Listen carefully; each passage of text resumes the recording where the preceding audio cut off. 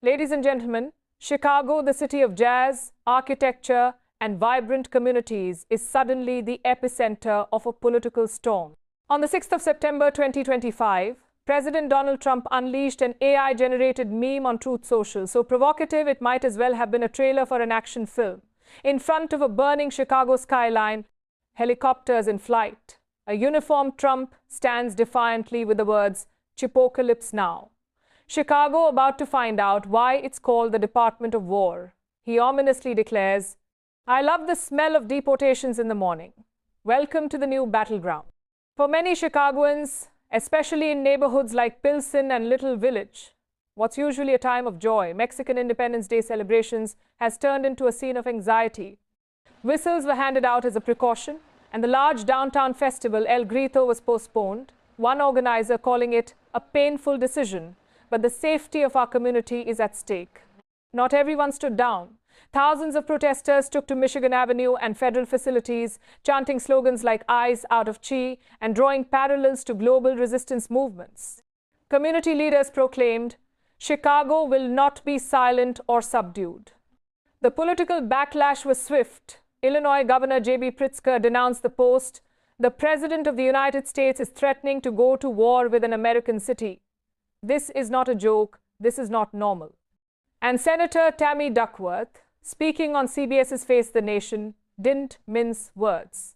Asterisk, if that's what he's declaring, then let me make it clear. It would be an illegal order to declare war on a major city within the United States. Asterisk.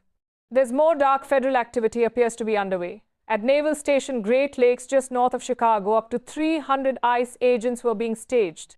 Yet, when Duckworth and other Illinois Democrats visited, they found the doors locked and staff mysteriously absent. Duckworth bluntly accused DHS of having asterisk fled the base. Asterisk. Theories abound. Is this intentional deception, a shady setup, or simply bureaucratic evasion? Amid the uproar, Trump tried to soften the blow.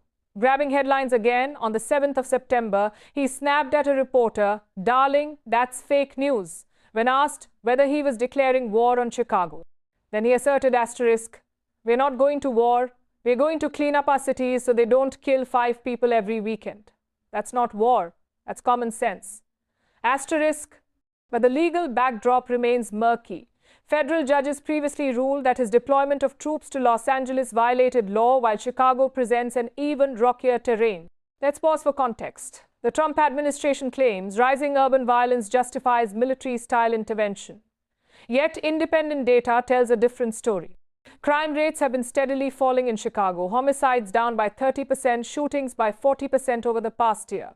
But Trump's narrative remains laser-focused on Democratic-led cities, casting them as crime-ridden and in need of federal rescue, a double standard critics call politically convenient. And Trump's scope extends beyond Chicago. He's floated deploying the National Guard or ICE support to cities like New York, Baltimore, San Francisco, and Portland. These are all Democratic strongholds. Meanwhile, in Washington, D.C., in August, Trump successfully federalized the Metropolitan Police Department and deployed National Guard troops, an unprecedented takeover of local law enforcement, even though crime was at a 30-year low.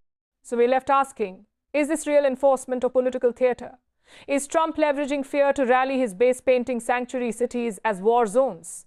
Or is there a genuine intent to deploy troops and agents with serious legal ramifications? What's beyond doubt is the tension, civilians fearing raids instead of parades, officials warning of authoritarian overreach, and Americans forced to confront what it means when threats of war are unleashed on their own soil. History moves fast and sometimes shockingly. Chicago's crisis could mark a turning point. If this rhetoric escalates to deployments without consent or transparently staged operations, it may test constitutional limits, civil liberties, and the resilience of American democracy. Stay alert, stay informed, and remember, this isn't just national news, it could be global precedent. Because once you redraw the line between law enforcement and the military,